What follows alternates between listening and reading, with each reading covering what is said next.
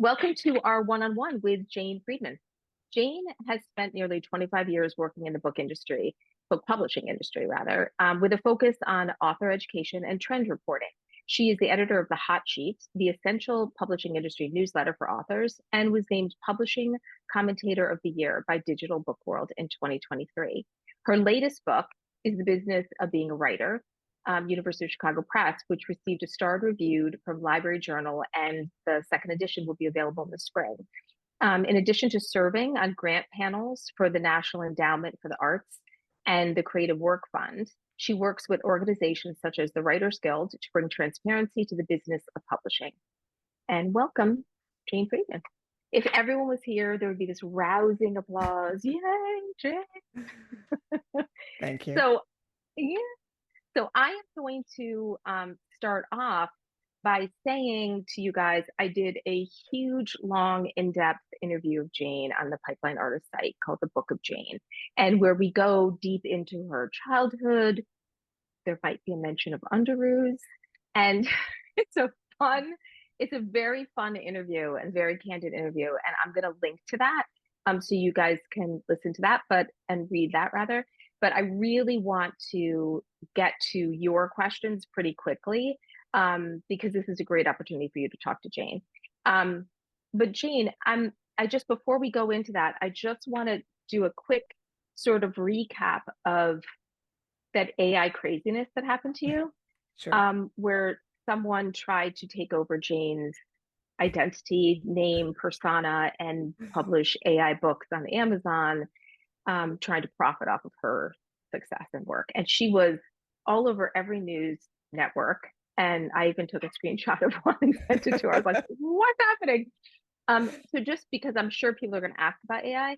So if you can just do a quick little maybe update on what is happening, and if you think that there's ways that authors now can protect themselves, or maybe better ways that will be coming down the pike of how authors can protect themselves. Yeah, so I'll just start with the caveat that the space is moving very quickly. So if you're watching this recording months from now, I can't promise that any of it still matters. True. So let's just say that currently the media, and I include book publishers in that, are trying to negotiate licensing agreements with the really big AI companies. So that would include OpenAI. That's the company behind ChatGPT, which most of us are familiar with, I think. It includes Google, Meta, which is Facebook, and other companies that are really kind of trying to profit off of this over the long term. So what does licensing mean? It means that companies from The Atlantic to News Corp to Forbes, even some educational publishers like Taylor and Francis, most recently, they're allowing these companies to train on materials. Now, this isn't indefinite training. There are usually some guardrails around it, like these licenses have to be renewed. But my read on it is that the AI companies have realized number one, I think they're trying to reduce their legal exposure because the courts haven't yet determined whether or not the training that's happened without licensing is actually legal. The courts will eventually figure that out. So the companies are moving ahead with licensing agreements and paying a lot of money, like millions and millions of dollars, for training, because they really need high quality materials to help them with the next stage of advancement for their businesses. So that's the high level. So I think in one sense, like a year ago, the question might have been, how do authors protect themselves? I think the question has changed to, how much money are you going to get? Because I think the companies realize they can't. There's still this original sin of them training on materials they didn't have rights to. But I do think that will get sorted out in the courts. They're not going to get shut down. If anyone's hoping for that, I'm sorry, it's not going to happen. But there will be money extracted. And so I do have a further article here where I kind of wrote up just recently where we're at right now. And I don't think I know there's a lot of doom and gloom around this, but I'm not one of those people. I am fairly optimistic that issues will get sorted out. And I treat it currently as a tool like any other. Hmm. There's going to be a lot of innovation around it. There's going to be a lot of fraud around it. And Hmm. we'll get through to the other end. And I think it will become part of the standard publishing process and writing process for that matter. Yeah. Um, okay, so there's probably a lot of our audience. There's authors who are at various stages of their career, but there are also some screenwriters out there who have never written a novel and they don't know anything about the publishing industry. And if you could go back in time to yourself in the beginning when you didn't know anything about the publishing industry, like what would be your advice to them be in terms of diving into this unknown world? Well, regardless of the type of writer who comes to me, especially if they're in their early stages, early months, first manuscript period, I usually counsel patients because the first thing you produce, even the first 5 things you produce, whatever that means to you, could be your first 5 Hmm. manuscripts, first 5 projects, first 5 ideas. They normally don't go anywhere. So there's a really, and also book publishing just moves so slowly. Hmm. Now, I think the TV and film industry might be one industry, they might actually move more slowly. I don't know. Yeah, I was gonna say. um, It's all but subjective. but book publishing is, I and again, I have a hard time comparing it to screenwriting because Hmm. my knowledge could fit on a Q-tip with it when it comes to Hollywood. Although BoJack Horseman is bringing me up to date, I have to say, maybe a little bit, sort of. It's an older series. Oh, I Um, have a friend who used to write on that show. okay. Um, but I think that book publishing, just like any other industry, and especially I'm sure this applies to Hollywood, it has fashions and trends and it's responding to Mhm. what's happening in the marketplace. And just because you have this idea that you've been sitting on for 20 years, maybe it would have worked 20 years ago, but it might not work today. And I see that happen Mm. again and again and again. People are sitting on projects or ideas that they've written or half written or revised a million times. They're still trying to sell them. And I just really push them, please pick up a new project, start something Yeah. fresh. Because the ideas you generated 5 years ago or 20 years ago, or that star in your eye when you were a kid, it may not have relevance right now. Yeah. There's a conference I go to, the Midwest Writers Workshop, almost every year since 2003. I've only missed one, like I missed some pandemic years in there. And I still see the same people coming back trying to push the same projects. And I'm like, you've got to move on. You can't get Mhm. stuck. Yeah. I think that's a hard thing in screenwriting too. There's, there's certain projects that keep pulling you back in too, that you Mm. can't seem to escape. Um, so Kimberly asked, what's your number one tip for new authors to get traditionally published? And this sort of piggybacks on that idea. And then I'd also like you to touch on when to cry uncle and try self-publishing. So for traditional publishing, I would say there's this decision that every writer has to make. How much are you going to write to market or to trends, or I should say consider the market, because I would never suggest writing to market or writing to trends. But how much are you going to consider the market? So what I mean by that is currently romance, romantasy, horror, these are genres where you're going to have a much easier time achieving some liftoff. If you're trying to sell something in a genre that's not as, that's having some tough times, that would be like children's middle grade. Um, I might say, well, the prevailing winds are not going in your direction. So are you willing to think about another type of project? Or if you just have themes or issues in your book that just aren't resonating with the zeitgeist, are you willing to try a project that ties more directly into what's culturally relevant at the moment? Um, and this kind of echoes what I just said before. Um, it's not that you can't write the book of your heart or that you can't put art first or any of those things. But if you go to Publishers Marketplace, and for those who don't know what this site is, it's where all the deals, well, not all, but a good number of deals the publishing deals get announced, and it tells you the agent who sold it, the editor who bought it, and there's like a 1 or 2 sentence description of the book. And if you, with discipline, read those deal announcements, let's say for even just a couple weeks, and it's not much reading, 1 or 2 sentences about a book, it's going to open your eyes to the sorts of projects that sell right now. You're going to see recurring themes. You're going to see authors who come from particular walks of life, that have particular platforms. In the case of nonfiction, you can see what sort of platforms publishers are gravitating toward. You can see the sorts of twists that are catching publishers' eye. And then you can start to compare it. Now, is my book really living up to what these other books are accomplishing in just a sentence or two? Part of this, if you're a screenwriter, like I imagine being able to come up with high concept ideas is something that, you have some knowledge of, what that means. Whereas I think people who come from a more literary background struggle with that. What is a high concept idea, in fact? But it's essentially something I would like your take on this, Jeannie, but I try to tell writers from a literary background, it's something where you can get interest with one sentence. Like the premise is so intriguing or exciting, you can practically sell it with the sentence.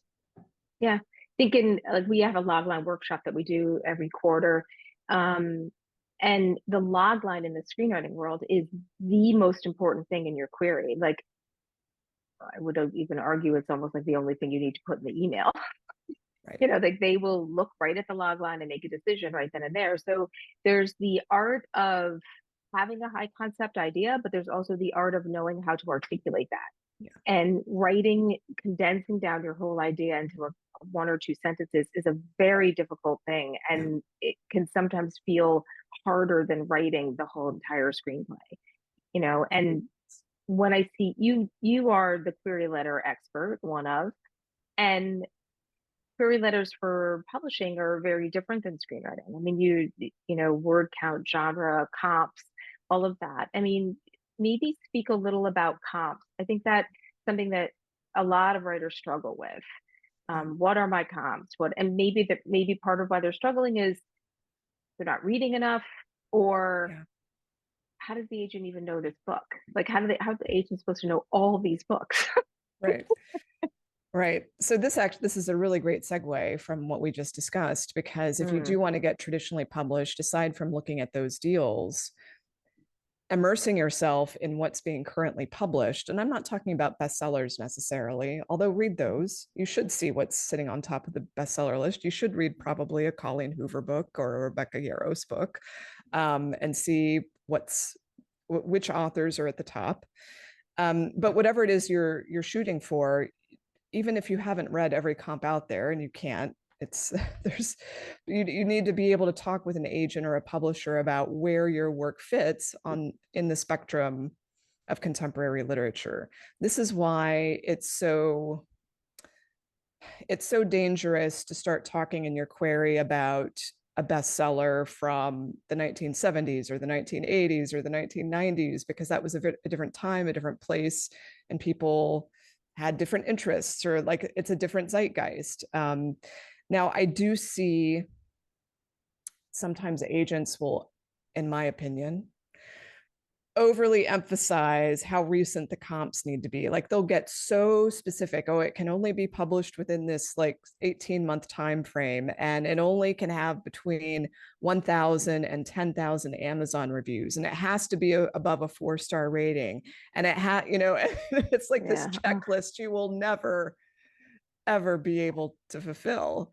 I would throw that out the window. What we're really looking for is, are you conversant with what's being published in your category? Can you talk about your work in relation to what other people are doing? Because those are the people, you hope, that you're going to be on panels with at book festivals, or you're going to be blurbing each other's books, or you're going to be chatting on social media, or you're going to be in that New York Times best 100 books of the whatever it was. And I do think, especially when you're producing art, I would hope that you're producing it in conversation in society and culture. You need to know what's being done in order to put something in there that's going to resonate. Yeah, and also maybe a little different. like not that's been done 20,000 times before. With comp titles, there was an article that you had on your site, and I don't think you wrote it. I think somebody else wrote it about using Chat GPT to help you find comp Mhm. titles. Yeah. And that's the one time that I've used it. That was the first time I tried, and I said I told it find something mid list, like certainly not wanting to compare whatever I was writing with something that's a New York Times bestseller. And I asked the question a lot of different ways, had it Mhm. spit out things, and then I compared the lists and whatever books were common amongst all the different lists, I started reading those books. So I did it more for my own edification of other books that were out there in that genre that I would like to write in, you know. That way Chat GPT was very helpful. That's the only thing I've ever tried. Yeah. Yeah, it did. If there's so many ways to find your comps, even if you're not avidly reading, and I would suggest maybe you should be avidly reading, but if you're not, some other tools you can look at, which I'll find the article at my site here in a second, but there's something called Literature Map. That's really fun to use to help find your comps. You can go, there's a library tool that they use, like librarians use, for what's Mm-hmm. called readers advisory. This is when they try to help their patrons find another book or another author that they'll love. Mm-hmm. So, librarians have their own database for figuring this out, and you can have access to it as Oh, well, cool. typically through your library. Mm-hmm. So that's another way, although the comps you find might be a little older. But also just having a Mm-hmm. conversation with a librarian or a bookseller, you should be developing relationships with those people if you want to be a traditionally published author anyway. So Yeah. talk with them about what's happening and what they're seeing in the market and who they think your comps might be based on a description of your work. Yeah, that's a great idea. And Kim asked a question that I'll rephrase a little differently because it probably applies to a few different people. Her agent has tried to, with the two novels that she's written, um, to get out to, she's put them on sub. They've been rejected, hasn't been able to traditionally publish, and it's been almost 3 years, and hasn't had any luck. And should I bite the bullet and self-publish, which she dreads, but should I go ahead and also should she go ahead and make her own audiobook? I'm going to set the audiobook question aside Mm-hmm. and just focus on this question of, if you can't gain any traction with traditional publishers, when should you decide to self-publish? So much here Mm-hmm. depends on your career goals and what's going to satisfy you. Like, there are quite a number of people I've counseled to self-publish because they keep hitting the wall with, even if they have an agent. Um, and I feel like they're just waiting to be given permission to move ahead with their Mm. careers. They're in stasis. And I think it's very frustrating. And our lives are not, we're not immortal here. But, one of the challenges I have to admit is, if you're self-publishing something that's not genre fiction, if you're self-publishing something that's not in a series, if you're self-publishing the sort of book where you're trying to get tenure as a professor, self-publishing ain't going to really help you there. Um, Mm-hmm. so I think, if you look at the self-publishing market, the most successful authors tend to write in those key commercial genres: romance, mystery, thriller, um, fantasy, romantasy, paranormal. I could go on. And Mm-hmm. they tend to write in a series. So if you're doing like a memoir, what I would call upmarket fiction, this would be the sorts of books picked up by Reese Witherspoon's book club. If you're doing more literary work, then you might be disappointed because you're not going to get the New York Times to pay attention to your book. You're not going to get the important literary people to pay attention to your book. So, but on the flip side of that, I would say there was actually just an article about this in Lee Stein's Attention Economy. I think it was over the weekend or even today. I'm going to put it into the chat. I think it's free for Okay. everyone. It's called Destigmatizing Self-Publishing. And it's specifically about literary authors self-publishing. I think it can be done successfully. But I think most people are too scared. They're too concerned, in my opinion, with prestige and status. And their goals are probably just wrapped up in acceptance in a particular kind of community. But I can't talk people out of that. Like, if that's what you want, it's what you want. But I think there's a lot of room for even literary authors to succeed on their own terms, but they have to be interested in actually engaging directly with their readers. Now, I think that's true for every author, but it's just, that hits you in the face more more quickly and dramatically when you're self-publishing. Yeah. And maybe self-publish that book that you've been pitching for 20 years and no one wants, just to get it out of your system. Well, that also, Is there a downside to that? I don't think there's zero downside, in my opinion. Like, it's not going to hurt your chances on your next project. And it makes me sad that people see self-publishing as not the inherently creative, innovative, bold act that it is, to be able to say, this will be enough and I can actually get meaningful attention for it without someone else standing behind it. You absolutely can. Like, there are more tools today than there have ever been for you to be able to gain traction with that. You just have to have the confidence and patience with yourself to do it. The other advantage that self-publishers have is that their book doesn't have this 3-month window in which it has to succeed after launch, which that's a lot of pressure that traditional authors feel, to get the book rolling really quickly after the release while the publisher is actually still answering your emails and phone calls. Because, traditionally published authors want that book to do well enough that they're going to get the second deal, or, you don't want to get dropped, right? So self-publishing authors don't have that burden. You can take as long as you need to take to get attention for it. It can be a real slow burn, and every single book you produce after that first one just adds fuel to the fire, because the more books you have, the easier it is to achieve traction. Yeah. And you have to do so much, even traditionally publishing. Yeah. You have to do so much of your own marketing yourself anyway. And it is like being your own little business as a self-publisher. We have a little side plug. We have a self-publishing, very good, incredibly thorough self-publishing symposium that's on demand. I'll put the link in it. And also, anytime Jane drops a link in the chat, I'm copying it to put in the recording email. So don't panic, you'll get it. So, audiobooks. So somebody's also asking if the audiobooks, like, how important are the audiobooks? And that's a whole other question in terms of contracts and keeping rights and all of that. But they specifically asked, would you recommend that an author narrate their own? No. Unless you're a professional audiobook narrator, then yes, you should. I know that was a really quick answer without any nuance, but let me pull back and say that audiobooks are a huge growth area for traditional publishing. I think there are still some barriers for self-publishing authors. It's complicated. I won't get into the weeds, but expense is one of the biggest barriers unless you're using AI to narrate the audiobook. And I see that's being done more often. Amazon is starting to allow that sort of thing for self-publishing authors, but I don't want to get too far on a tangent.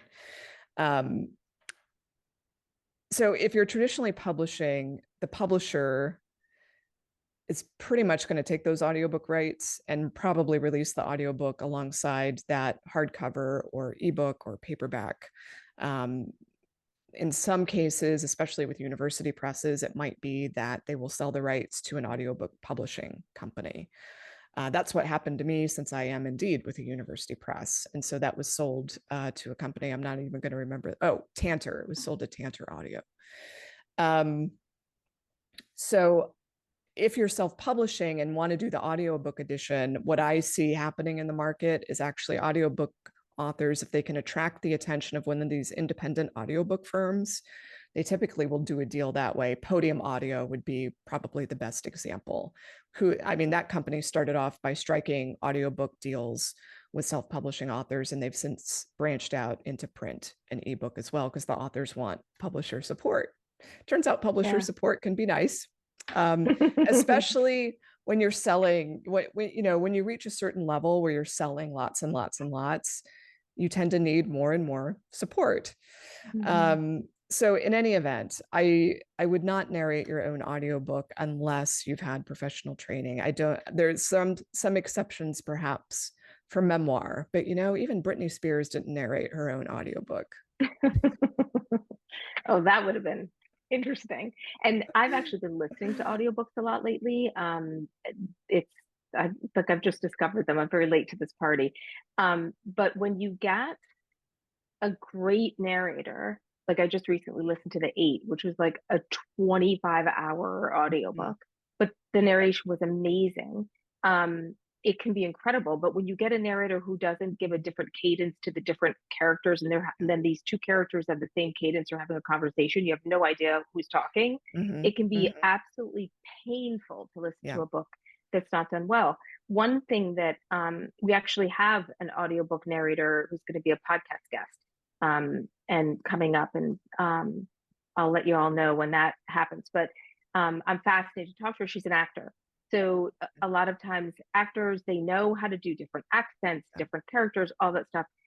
So if you were self-published, if you wanted to do your own, um, find some actors. Yeah. I, the Might be a num good way to do it. yes. The number one reason people stop listening to an audiobook and return it or don't buy it is they hate the narrator. So Mm-hmm. always remember that. Mm-hmm. And listen to the sample before you buy it. Yeah. Um, so Amanda asked, how can a writer tell if the agent rejects based on a bad query or that the sample pages were bad? Because they There, usually maybe don't necessarily say. right. Yeah. If they're sending you a form rejection, there isn't really any way to know, but you might be able to detect patterns of response across multiple agents. So for example, if you get really enthusiastic response from agents who just see the query and don't see the pages, then there's probably something in those pages that's given you problems. Mm-hmm. Um, Also just asking, friends, critique partners, other authors to take a look. I can rattle off, though, some things that happen in opening pages that kind of reliably are a turnoff. And I don't want to. Mm-hmm. I don't want to create anxiety for people, but here we go. Someone waking up to an alarm or just any general wake up scene that's just ordinary. Like there's no twist. It's just I'm getting up in the morning, I'm making my coffee, and I'm driving to work. The dream sequence, oh, I woke up and it was a dream, the really big foreshadowing dream that has become very Mm-hmm. cliche. The person who's just kind of sitting, I call it the rocking chair scene, just kind of sitting and reminiscing on what has happened in the previous years of their life. There's Mm-hmm. nothing Yeah. happening. The transit scene, where it's a plane, train, automobile, whatever, and they're on their way to something, reminiscing or thinking about whatever it is. Angst about what they're about to go to. Correct. So you probably see a pattern in some of this. Like Mm-hmm. there's, we don't get the sense of why we're reading the story. There's often no interaction between whoever is that main character on the page and somebody else.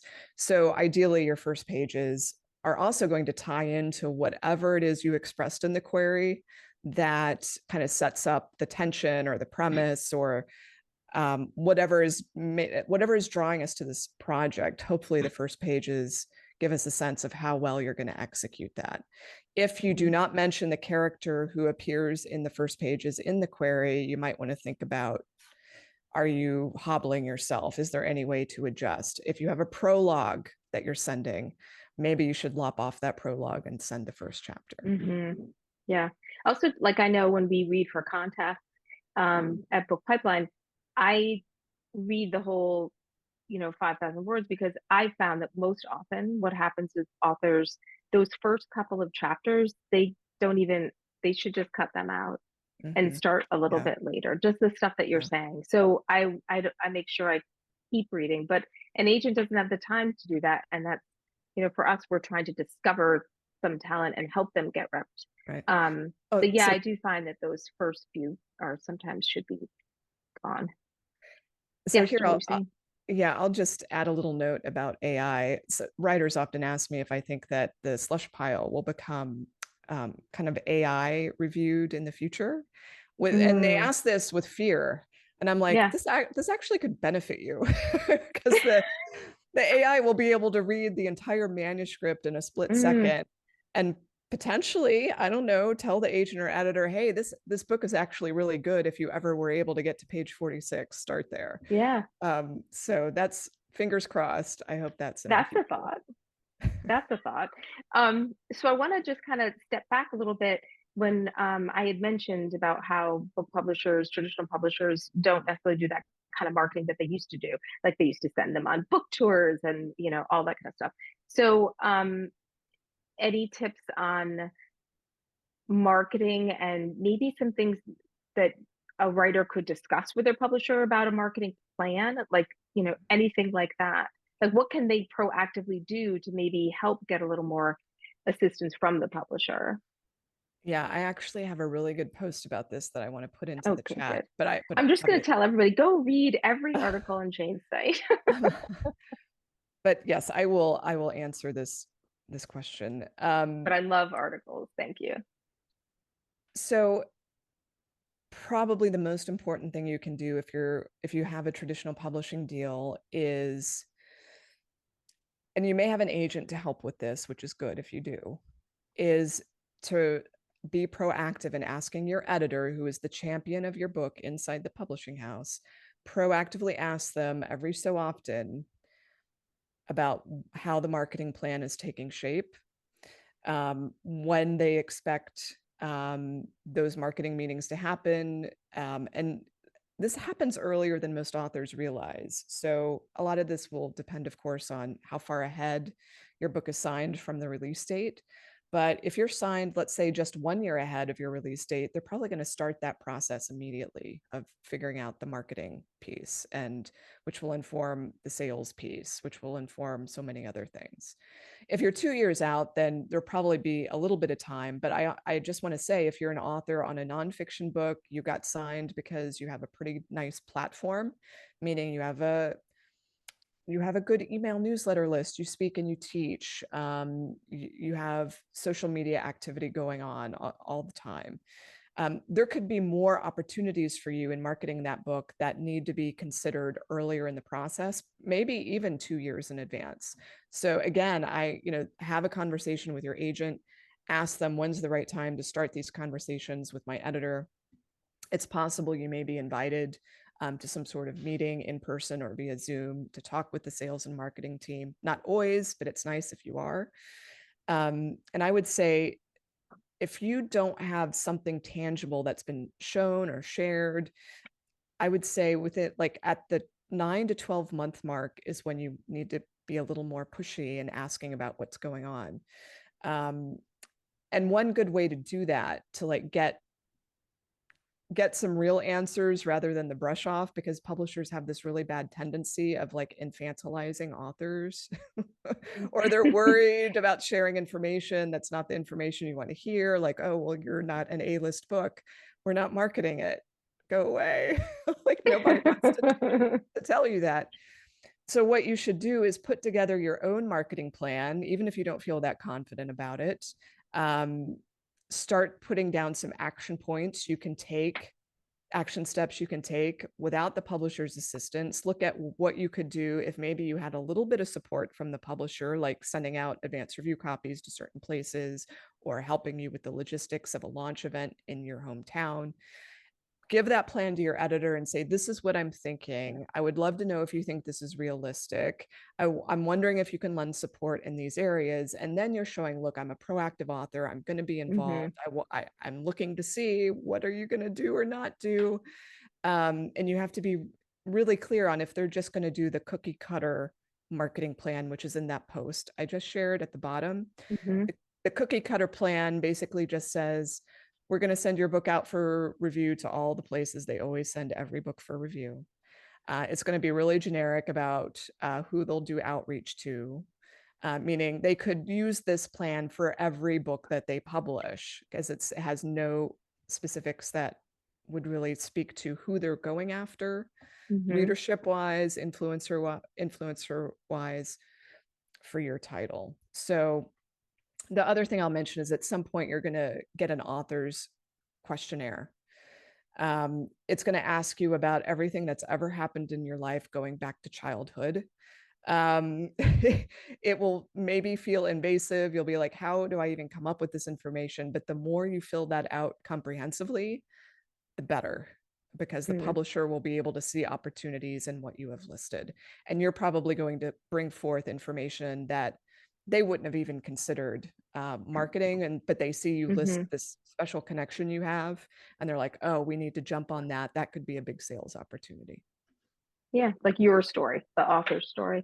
Right. When you were talking about the editor, working with the editor who works at the publishing house, somebody asked if you would recommend that authors hire an editor before submitting to agents, or just self-editing. I don't think it's required, and I don't think publishers expect it.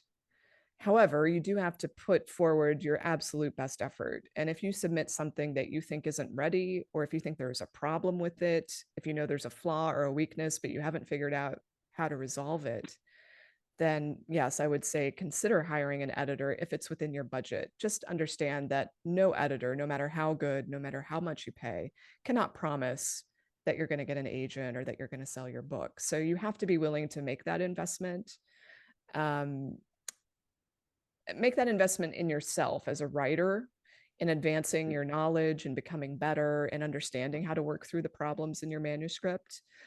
Don't make that investment because you think you're going to sell the book. I know Mm, that might be dark, but that's how I feel.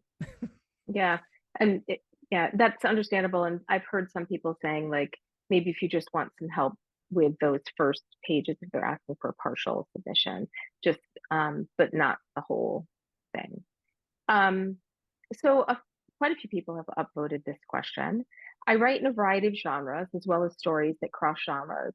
How important is it to find an agent who's interested in a client's overall career, knowing their writer will not be pigeonholed? I know writers who have different agents for different genres, adult versus YA, etc. But aren't there drawbacks for taking things book by book with multiple agents? I mean, I think we all have our own personal um, desires in this regard. So, like my personal desire, I don't have an agent, but if I did, I would really only just want one agent, frankly. And I would Mm, want that agent to be interested in everything I was producing. And when I go querying agents, shopping around, I would have in the back of my head, I want someone who's going to be able to deal with me no matter what I produce. Is hmm that realistic? It depends on what are all the different things I want to produce. But that would be my personal ideal. But I think it's totally valid to decide, look, let's say I've got this children's book that I want to do first, or I've got a selection of children's books that I want to do first. I have it in the back of my head that I'm going to also do some adult work, but that's just not my priority. And so I would just shop potentially for the agent who can do the best by those children's books and not worry too much about what's down the road. Um, there are two reasons for that. One, the agent is going to have a conversation with you, I hope, about what your vision for your career. Like they are interested in that hmm generally. Most, at least my opinion is that most agents don't want to just sell one book and be done with you. They are generally they're interested in representing careers. Um, so at least again, that's who I would be looking for. That's what I would want. And I think you can find one. So that's one reason. The other reason is that there may be a colleague at their agency that can handle the books that hmm they don't want to or don't feel capable of handling, or they could refer you to someone who's, an agent buddy where they have a good collaborative relationship. So I wouldn't get too far ahead of yourself or, in that regard. Um, there is something about the premise of this question that always concerns me when people say, I write in many different genres, because it's really rare that people will establish a career writing in many different genres.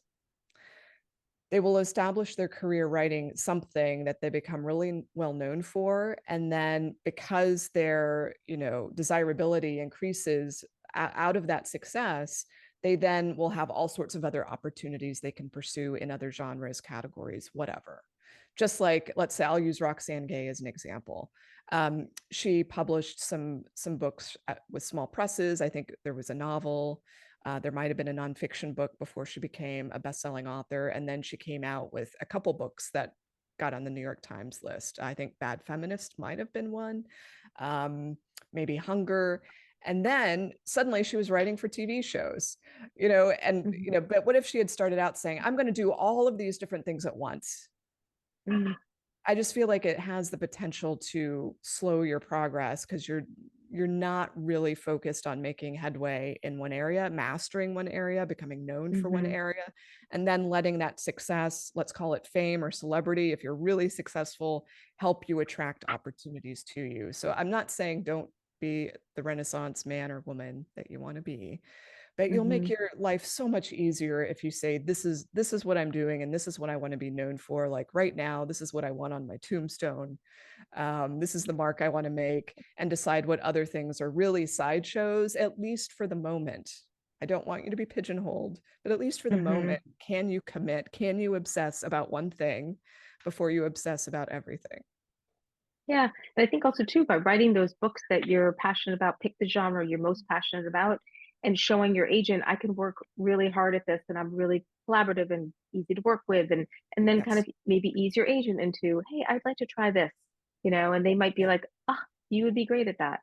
Right. Um, Publishers Marketplace is also a fabulous place to do a bunch of research on agents who represent lots of different genres too. So okay, here's probably a question for Virginia at Writer Beware. So, which is a great website, which I will put in the recording email too. She lets you know about all these scams and all this other stuff. So, someone asked, I didn't know publishers charge fees for copying. I don't know, maybe copywriting she's talking about. I don't know. I thought I could just sign a contract without paying anything and the publisher takes care of everything. But I've had two publishers who told me they charge fees. Is this normal or would they both are they both poor publishers? I'm not It's sure if what the fees were for, but Yeah, it's not normal. Traditional publishers don't charge you fees, period. Um, there are like some tiny, tiny exceptions, and they would be spelled out in the contract. If you had an agent, they would know they were normal. Things like for example, with university presses where um, your book requires an index, they might put that on you, the author, to either do the index yourself, which I don't recommend, or you end up paying for an indexer. And they can either recommend them to you or you can hire your own. I don't know why that's become kind of a standard operating procedure for nonfiction, but that's even the way it worked at the publisher I worked at, and it wasn't an academic press. And then permissions fees are the other one. So if you are using someone else's material in your book and it's beyond fair use, that means you have to ask permission to use it and you might be charged a fee. The publisher will not pay for that unless you negotiate it in the contract, because they know how significant those fees can be. And the other thing that potentially you might have to pay for is artwork, but it would really depend on the book, right? So there are some books where the publisher is going to add illustrations and things to make the book lively and user friendly. They're not going to charge you for that if it's part of their own design process. But if you're like doing this coffee table book of like the Grand Canyon and it's based on the photography that you've taken over the years, yeah, the publisher's not paying for your camera and for your film and all that. That's on you. Um, so those are the exceptions. But when I hear publisher charging me fees, that's not what I think of. I think of, oh, we are Mhm. charging you to publish, and that's pretty much in the realm of you're either dealing with a service, a publishing service, not a traditional publisher, or some sort of a hybrid publisher. Mhm. Yeah. And just do a quick little explanation of hybrid publishers for people who may not be familiar. Oh, that's a loaded question. Okay. There's probably a blog post about that. There is. I'll find it. Don't worry. um, so, oh gosh. So hybrid publishing is relatively new in the history of publishing. Okay. So I would say it emerged in the early 2010s. And I feel like part of the reason it emerged was that it was trying to get away from the old school vanity publisher stigma, where these companies would take anyone, everyone, everything, anyone who could pay, and put it out there. And often the poor author would end up with like 1,000 books in their garage, because it would often require you to do a print run, and then they would ship you the books and you never sold anything. That's kind of like the old stereotype of the vanity publisher. And so this new generation of publishing service companies came into being that actually were doing the job of what I would consider to be a traditional publisher. They actually had distribution into bookstores, and maybe they could help you do a display at the airport bookstore, or, like they actually had some industry credibility, often staffed by people from the traditional publishers. So an example would be She Writes Press or Greenleaf Book Group, which have both been around for like more than 10 years. But the thing is, if you look at the business model of a hybrid publisher and the so-called vanity publisher, it's the same. They don't survive unless the author pays for publication. It's the people who can pay who are going to get published, and the fees can be really significant. So it's really people with some extra cash lying around that can afford the hybrid. I would say if it's a good hybrid, you're looking at minimum $10,000, really more in the 20,000 ballpark if they're actually carrying out what we would consider to be a traditional publishing function, which is why people want to use a hybrid, because they think they're getting the best of both worlds. But I mean, in my honest opinion, I think it can be the worst, just because it's so hard to make any money once you're paying those sorts of fees, and you're not even earning 100% net. The hybrid publisher is taking a significant cut. Like they might only pay you a 25% royalty on print sales, which, yes, that's more than a traditional publisher, but you know how many copies you have to sell to earn out your $20,000 fee that you paid. So this is why self-publishing authors think it's really foolish for people to pay for hybrid publishing, but people have their reasons. There are valid reasons to do it, but you've got to have money to play the game. That's a lot. Okay, so somebody asked a question. I think this is a great one. To attract potential readers, can I post small excerpts of my book on social media before it's even picked up by an agent or a publisher? And would that hurt their chances of potentially being picked up if some of their book has already been released? I mean, sure. People teased. Yeah, sure, you can do that. It's probably not going to make a bit of difference, to be honest. I think people are fearful that if they place their work before book publication, it will dampen a publisher's interest. Often it's the reverse that happens. You do something on social media or Substack or on a podcast or YouTube, it takes off, and then everyone's at your door saying, do you have a book? Do you have a book? We want to make money off this crazy viral thing that you did. So no, it doesn't hurt your chances, but it's just like, imagine you start, I think posting on social media is not really any different from just having a website with a blog where you start posting chapters of your book. Who's going to know it's there? And does anyone really want to read it on your blog or on social media? So it's, I don't know, it feels to me like spinning your wheels or hoping for a lightning strike. And unless you have something interesting to say on social media, I don't know that you're going to get attention. And like I said, I don't go to social media to read excerpts from people's books. Do you? Yeah. No, I don't. There's a thing in the screenwriting world. People sometimes will post their first page of their script. I don't know how. Okay. I don't know how productive it is. I have no idea if anyone's ever gotten approached by anyone from it. But we'll have to post that question out to our audience and see, has it ever worked for you? So a couple people have thumbs up this question. You're not a simple question, but it's never a simple question. What's your number one tip for approaching writing as a business?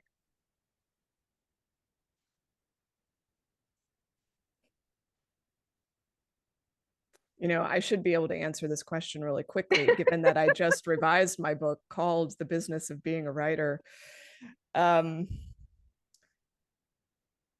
think it's part of it is like acknowledging, one, you are entering a business. You are, whether you like it or not, the book publishing industry still runs on the capitalist system, and there has to be some level of acceptance of that, or recognition if you don't accept. And that every writer needs a business model. that's not necessarily a tip. But again, I think so much of this is about mindset. So I think often writers come to the business of publishing or the business of writing with a lot of bad, terrible baggage. They have these myths that have been instilled in them. And I don't use myths in a pejorative way. I just mean like cultural myths that you've adopted without even realizing it. That, for instance, that art and business do not get along, that they're antithetical to one another, and you can't make them dance, or that you are selling out if you put money before art, or if you even think about having a business model, or that it is somehow going to damage your art if you care about your readers or engage with the readership. So you see these behaviors a lot, particularly in the MFA and the literary community. And certainly I held on to some of these beliefs myself because I went through that very traditional path, like a creative writing program, academic programs. I was taught by professors who are terrible at the business. So who do you learn it from? And often it's no one that you meet in school. It's you kind of piece it together. So I would say the first steps are acknowledging you are going to be a business person, and then taking tangible actions that reflect that understanding. Like, okay, I'm going to set up accounting now that tracks all of my expenses related to my pursuit of this career, even if I'm not making money, so I can see what I'm spending. Or I'm going to set up a spreadsheet that shows all of the pitches or queries or whatever it is that I've sent, the responses I've received, and I'm going to start to track my success rate over time. Or I'm going to add up how much money I made, even if I don't feel like I'm making, even if it's only like $3.72, like tracking it. And I think those are some of the first steps that help you understand that there are things that can be measured. And if you don't start measuring them now, you might not actually see the progress that you are in fact making, and understand when it's time to formalize some things like have a separate bank account, have a business credit card, etc. And I think that's one of the things I have learned a lot from you about is data and stats and analyzing things. And you turned me on to this Kalytics, where he gives these reports and about your genre and all different genres, and what's selling, what isn't selling, and it's fantastic. So when you're looking at all this data, which is also, by the way, the hot sheet, I'm going to definitely link to that because it's a fantastic newsletter that Jane puts out, a publication that lets you know everything that's going on in the publishing industry, really hot topics and things that are going on. It's great. But when you're looking at all this data and you started collecting all this to report to us, to help all the writers out there, what's the thing that like surprises you the most as you're looking at all of this information, that and maybe some things that you've seen change the most over the years? Self-publishing authors have the potential to create market demand. And they can take advantage of trends more quickly than traditional publishers. And they have the potential to profit in really significant ways that I think are just now starting to be understood. I think the traditional publishing industry for years still underestimates what's happening in the self-publishing market. And partly that's because there's no industry statistics surrounding it. Kalytics, I'm glad you brought that up, is one of the few places where you can get a sense of just how much is happening in this market, how rich it is, how complex, the money involved, and how you can, on a graph, kind of plot what reader interest is down to the trope level. And you can use So that. detailed. Yeah, you can use that to help you plan your series or your next book if you're willing to consider the market as you produce work. The other thing that's happened is, I think, because of the media fragmentation we've experienced, in addition to media consolidation, like there are fewer outlets now that cover books, that review books. Obviously, there's social media. We don't all pay attention to the same media outlets. We're very splintered in that way. That's what I mean by fragmentation. So a New York Times book review doesn't sell the way doesn't sell a book the way it used to when I first entered the business, and they've even admitted as much. And the same is true of any major media outlet. So this has reduced the power of the traditional publisher significantly. As if you're an author looking at your options, what can a traditional publisher do for you that you can't do for yourself? The list is getting pretty small. Hmm. They can get you onto the New York Times list because they still have fantastic relationships with insiders, tastemakers, Hmm. influencers, people like at the bookstore level, at the library level, the people who make recommendations of books. They can still spread the word effectively before a book comes out. They can invest in advanced reading copies and pre-order campaigns. They have a connection to the Reese Witherspoon book club, yada yada. So they can still do that sort of thing, but for how many books a year? Not that many. And so you have to get really crystal clear as an author, given, I think, the reduced power of publishers, of what it is you think they're going to do for your book. And if you want a really great exhibit of what's happening in this regard, look at Authors Equity.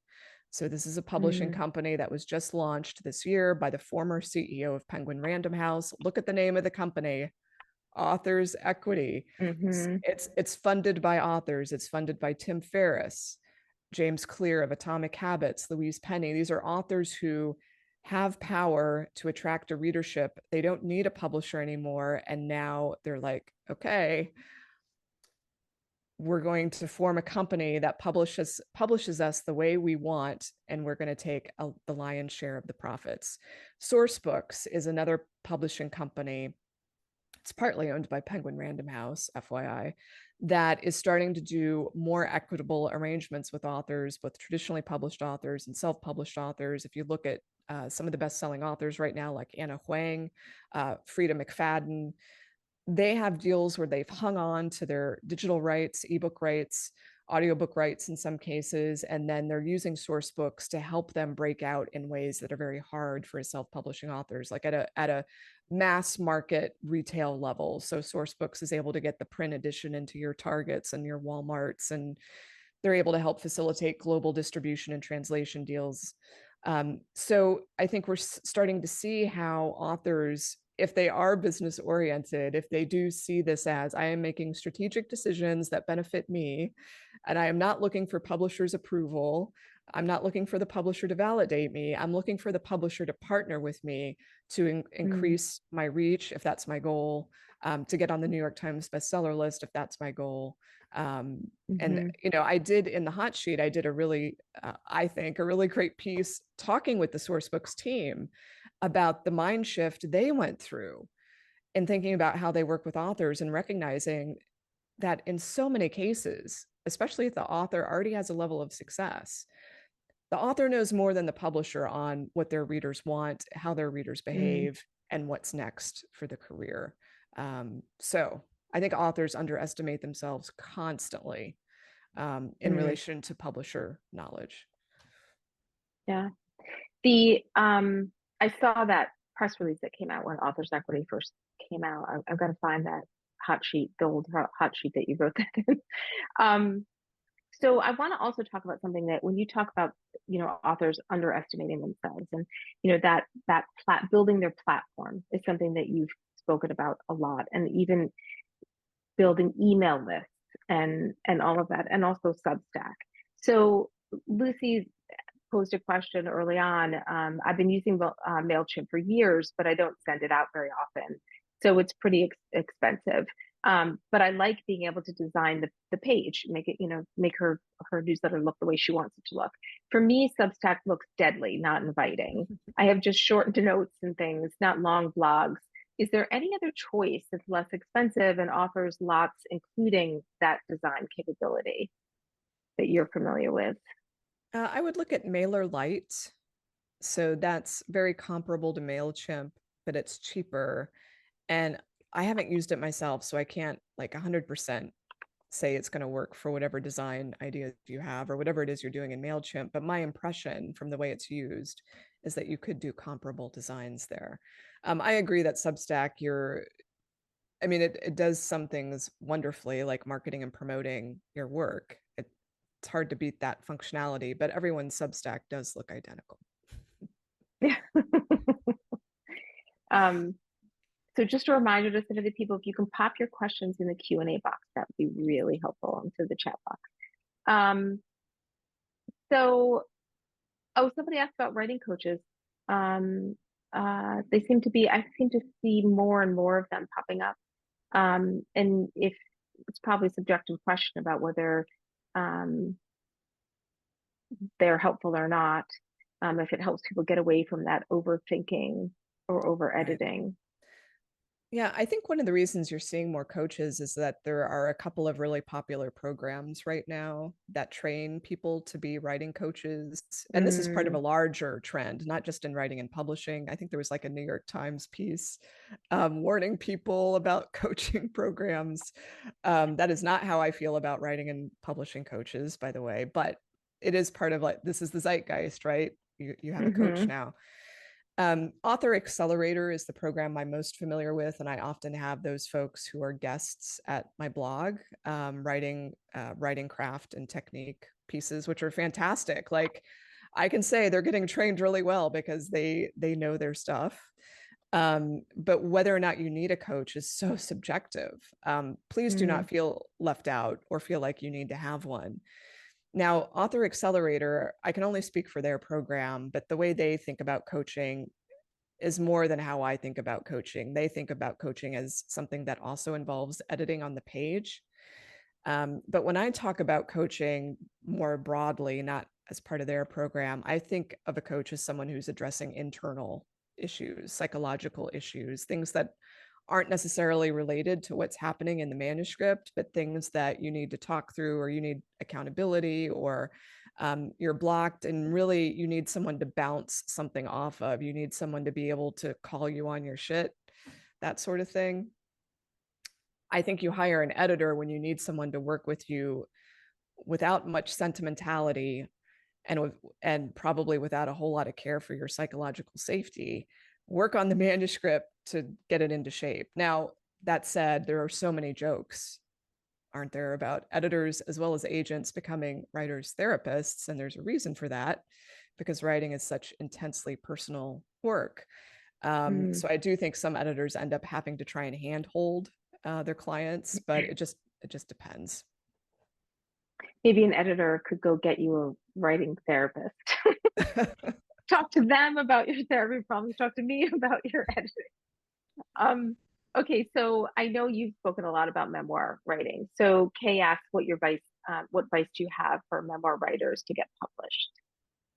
It's a tough market right now. I'm not going to beat around the bush. So what I'm seeing is you need to either have the proverbial platform that attracts agents and publishers, which sadly most writers are not going to have, or you need to be producing something that really has a great hook, twist, angle, the high concept, something that speaks to an issue that gets a lot of media attention right now. And this is where I would really encourage you, if you are writing a memoir, look at those deals in Publishers Marketplace. Please, please, please look at those deals so you can understand what memoir is actually selling in the traditional market. And I can give you a little bit of a head start. This is a post that I co-authored with Allison K. Williams. It's called The Hard Sell, about where I looked at memoir deals for I think the first few months of the year, and I pulled out the qualities of what was selling and like, look at who the people are, or look at the sort of storyline that's in there. And I'll just share a couple of these. So for example, the creative director of The Atlantic, the magazine, he gets a memoir deal. He's already published a book, and it's about severe depression, and it's with a small press. We also have a memoir by an actor on the Game of Thrones who is also a DJ. We've got a memoir and essays by a Black lesbian author who is a MacDowell Fellow. Here's a memoir by someone who doesn't have, like, they're not the MacDowell Fellow, they're not on This American Life, they're not the Atlantic director, but they were born with 15 birth defects and somehow survived. Mm, So I hope that, paints the picture of it has to stand out. It can't just be mm, my 60 years of life as a nurse. It has to have a quality that will get media attention. yeah. No offense to nurses out there. No, Yeah, no. no, of course not. Um, uh, so adding on to that question about the memoir, is there, let's just pretend this person is fascinating and has a very interesting, and Yes. maybe she has 17 birth defects. I mean, she's gonna up this bar. Um, so what is the optimal word count for memoir? Um, to getting a smidge more leeway if it's a researched or hybrid memoir. I mean, partly I'm assuming if you're going to sell the memoir, it's probably going to have some sort of researched component or some Mm-hmm. component that makes it more attractive. I just did a class with Courtney Mom on this, someone who has written hybrid memoir, and her position, I don't know if I would take this strong of a position, but I think her position is, look, your memoir won't sell unless it's hybrid. And she just calls hybrid memoir, as do most agents and editors. But there has to be, it can't just be the straight story of your life unless you are that fascinating birth defect woman or gentleman. Um, as far as length, we're really looking at something that's probably between 60 and 80,000 words. You might be able to get away with 40 to 50,000. It's going to depend on the publisher. You're probably not going to get people will step back if it's more than 100,000 words because they'll think that you haven't really edited it down to where it should be. Yeah, or that it's a sci-fi memoir. um, so I'm not sure how much you know about the graphic novel space.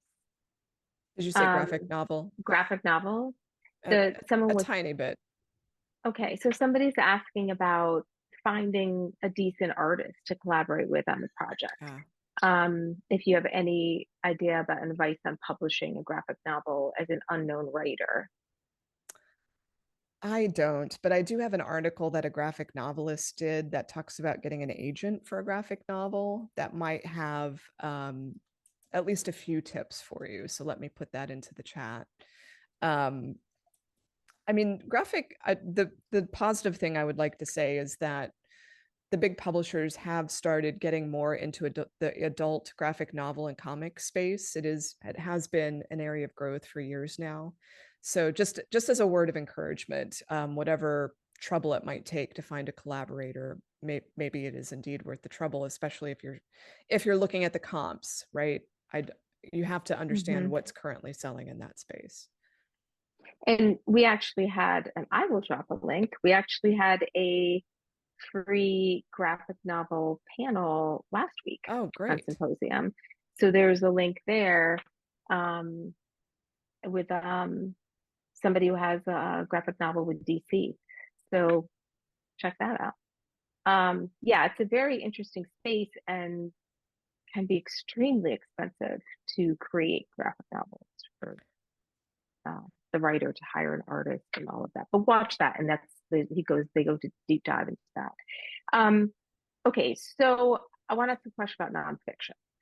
How do you select an appropriate genre for the nonfiction? I've called my book narrative nonfiction because it is a journalistic deep dive of interviews of people who have transformed their lives through partner dance, as well as professionals describing the science behind those changes. It is all connected by my own story and is arranged in 5 thematic sections. However, the story topics fit other genres like lifestyle, health and wellness, self improvement. Do I call it narrative nonfiction or select a topic area like health or lifestyle? What will be the most attention for agents? I know it's a very specific question, but maybe just speak about like the genre of nonfiction. Yeah, I like to talk about nonfiction in terms of two broad categories. So there's the narrative nonfiction, which would include memoir. And these are books that tell a story from beginning to end with using fiction techniques. So, like The Wager would be like a really great example of a best-selling narrative nonfiction book, or Seabiscuit, if I reach back even further. Hmm. Um, Then you have what I call the benefit-oriented books, the books that people use to improve their lives. I like to use the word prescriptive. They often have lessons, secrets, systems, processes that you're going to follow. And this is where people are going to a book to solve a problem. And this book, if done well, is going to bring them more success, more love, more money, health, etc.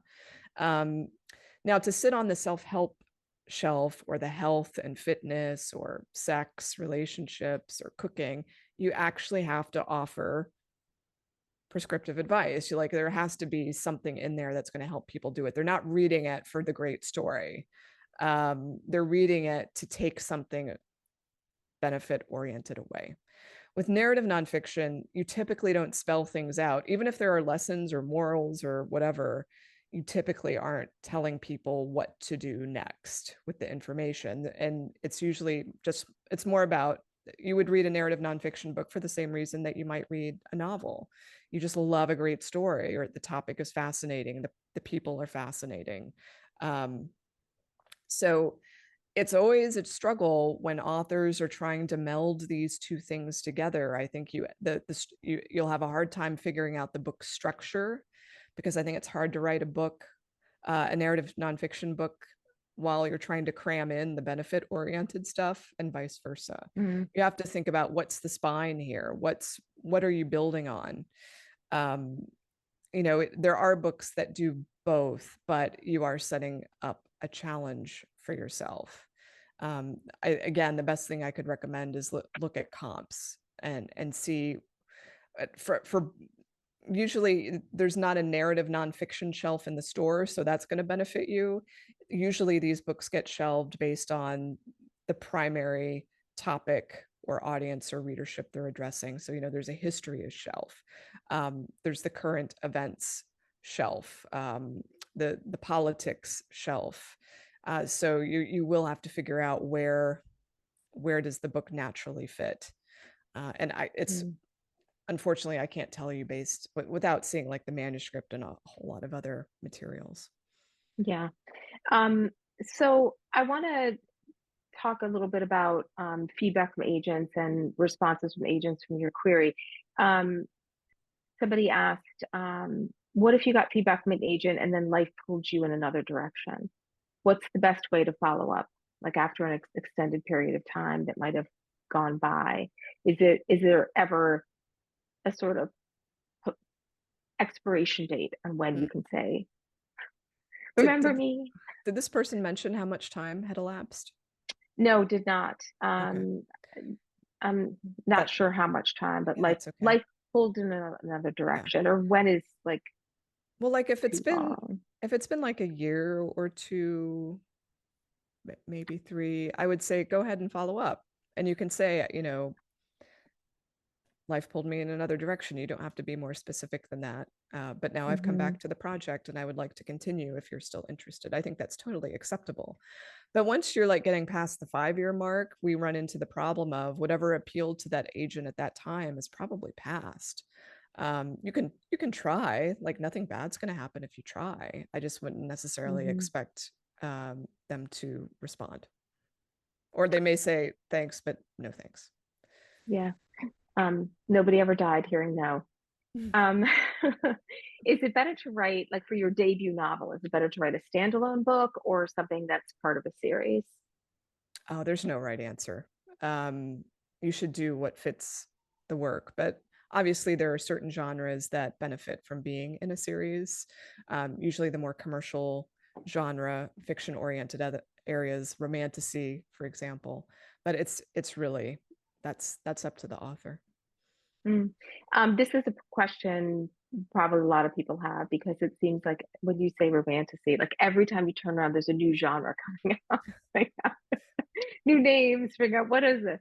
I'm chaos. I'm having a hard time defining the genre of my manuscript. Is it's a mystery slash suspense, but has paranormal and speculative elements and involving a curse and an occult and folklore, plus some historical fiction. Is it safe to call it upmarket, or pick one genre and stick with it despite my comps taking elements of one horror book and one mystery book?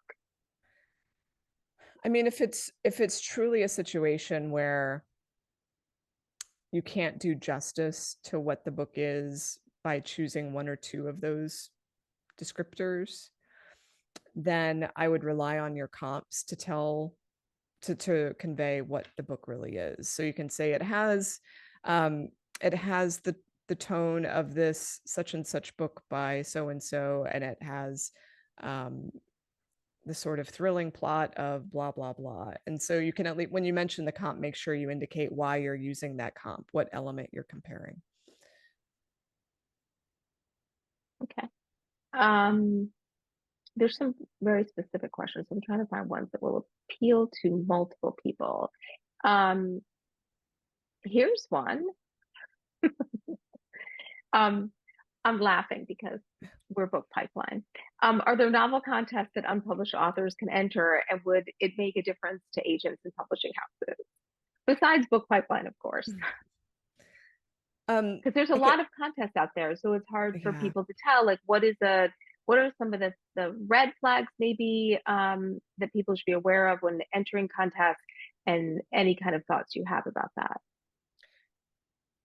So I would say contests tend to be most beneficial for people in the more literary space, like for poems and short stories, and when they're run by university presses or small presses, although they may be used as a way to help fund the press. So I wouldn't say that's a red flag, but you have to recognize that's the game being played there, because there can be pretty steep fees for submitting to these contests.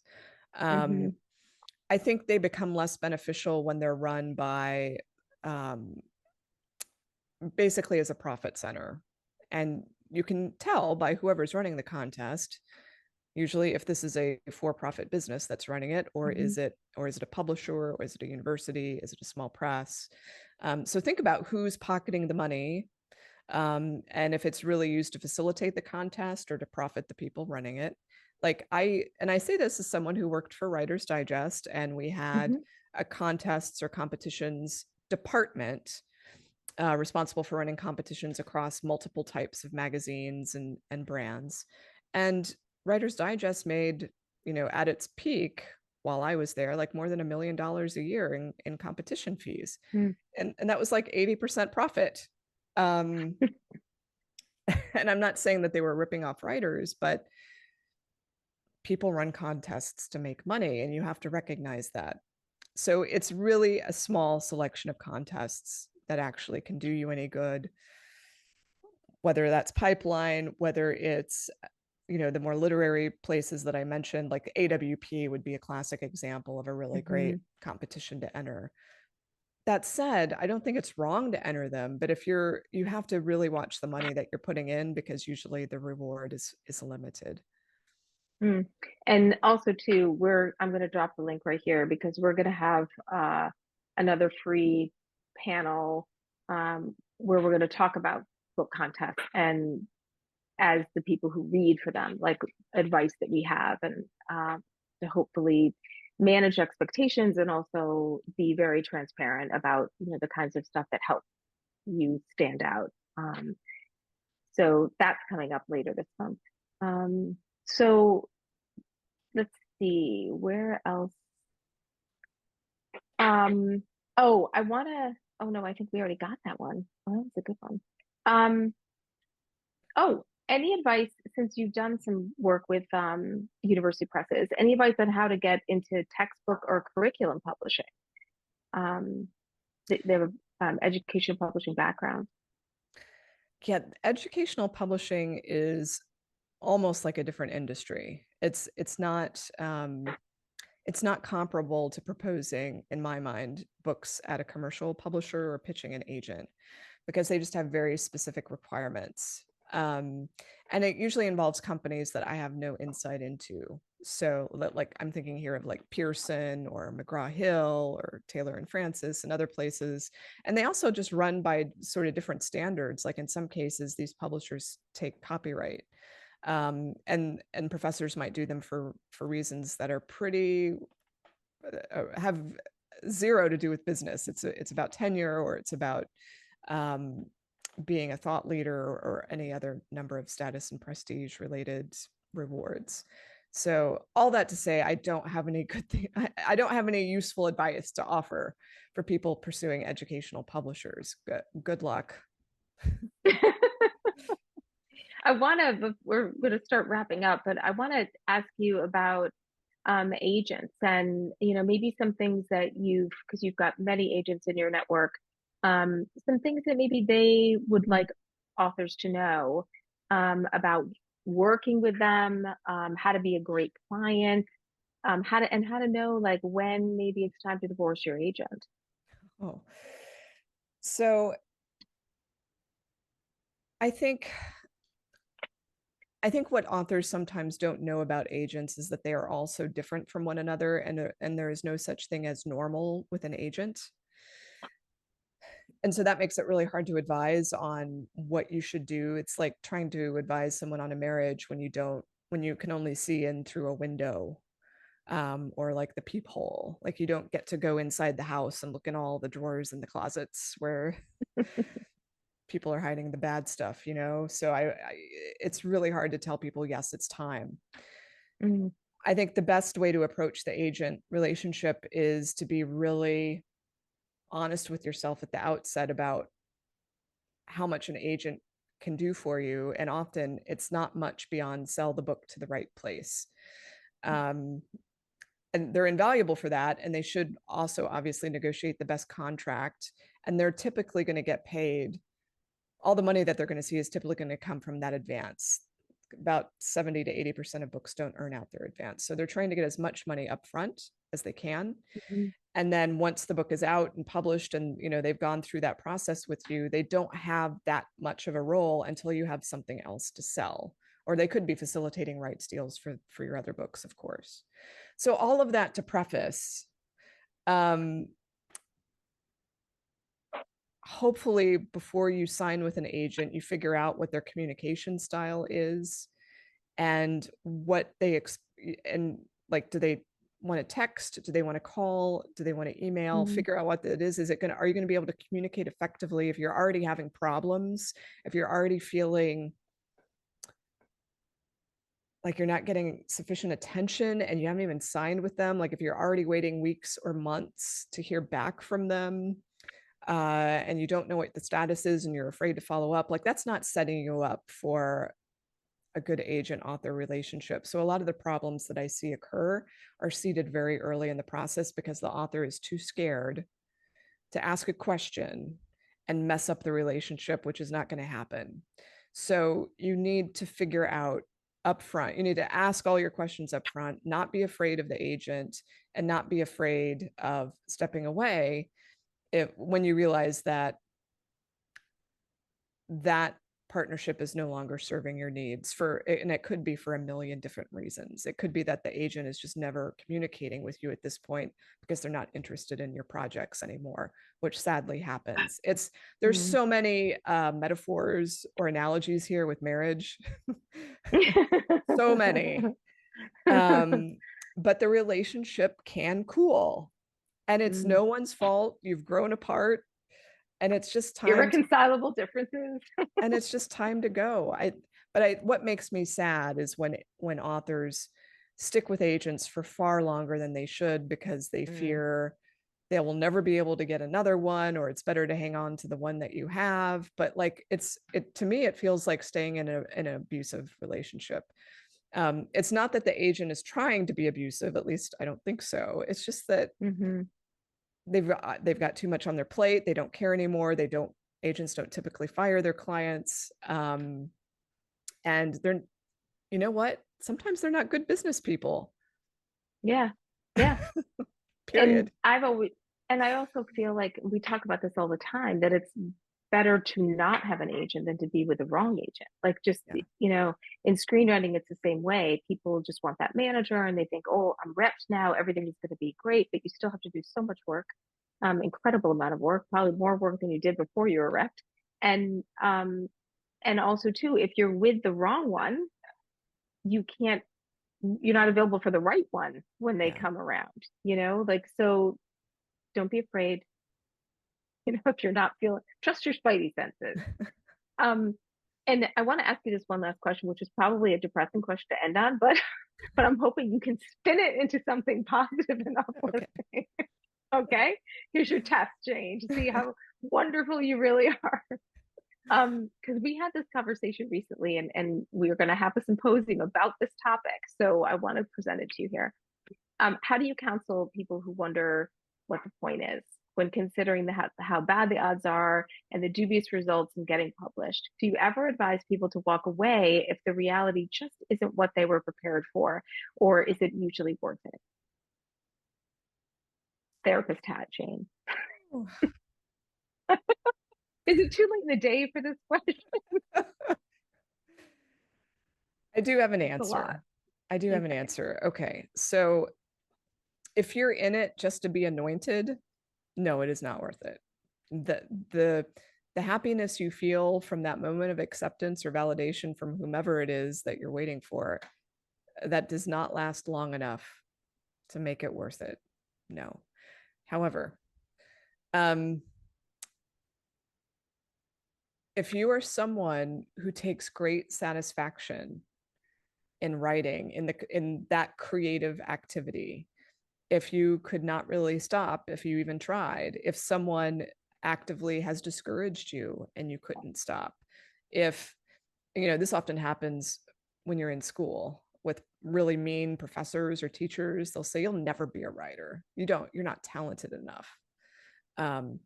If that gives you the motivation, the drive, or the grit, the resilience to say, I'm going to prove that person wrong, it will be worth it. So ultimately, what I'm saying is you have to enjoy the creative act for its own self for it to be worth it. If you're waiting for that external whatever to happen, I think you're going to continue to be disappointed. It certainly helps if you can roll with the ups and downs, because there are going to be so many in a career. And I have seen some authors with really insanely bad down periods, and it doesn't seem like they can catch a break.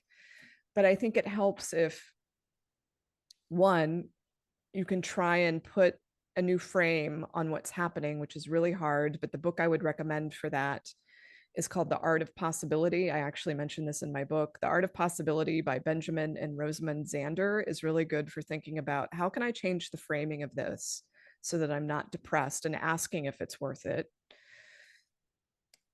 And then the other thing to do, am I going to remember what it is? uh, um, yeah, I think I lost my thread. That's okay. But you should follow Jane on Threads. Um, I I feel the same way. I feel like it's you have to really, really, really love writing. And as long as you love writing, it's about the journey of it, it's about doing what you love.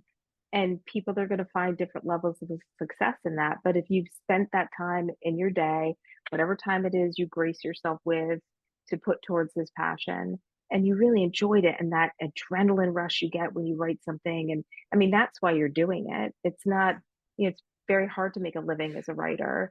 So if you don't do it for love, what's the point? You thought of it, your I thought? thought of it, yeah. So try to think that the second thing to do is think of yourself as a lucky person. And Mm. that's another mindset shift. I think there's some people who are, let's say, the Eeyore personality, and they just can't get away from seeing only the negative things that are occurring. Mm. And part of this actually goes back to the art of possibility too, putting the new frame on it. But they've done studies that show, if you consider yourself a lucky person, if you're able to flip that switch, you will see the opportunities that have been in front of you all along, that you've been ignoring because you're too focused on this thing that's not working out, and you're angry Mm. about it and frustrated. So again, it goes back to mindset issues. For me, it's the longer that I'm in the business, the more I realize success is really dependent on whether you can get through these psychological barriers or traps or self-sabotage that occur all the time, whether it's the Mm. comparison trap or something else. So The War of Art by Stephen Pressfield is good for that. Go read that. Yeah. And also too, when you go to writing conferences and you see these authors who are your favorite authors, and you've read all their books, and then you see them sitting at the bar talking to their friends, you realize they are just like you. You know, they have insecurities, they've struggled. This didn't just magically happen for them. I think sometimes that helps you, puts you in a space of um, understanding the big picture. And also they're just fun. You should definitely go to writers' conferences. You get excited and very inspired at the end. But speaking of inspiration, Jane, as always, you have been a great inspiration, not just to me personally, but to the whole writing community. And cannot thank you enough for joining us tonight on this special symposium, sold out symposium. So we're very excited. And everyone, I'm going to get this. I've been keeping notes throughout this. And I'm going to have a gigantic list of resources for you to dive into with the recording email. So thank you, everybody, for joining us tonight. And thank you so much, Jane. Again, I see a lot of little Hearts. emojis popping up. I didn't even know that it could do that. I'm learning something new today. Oh my gosh. You guys are great. Thank you so much. Thank you all. Thanks for joining me. Thank you, Jeannie. Thank you.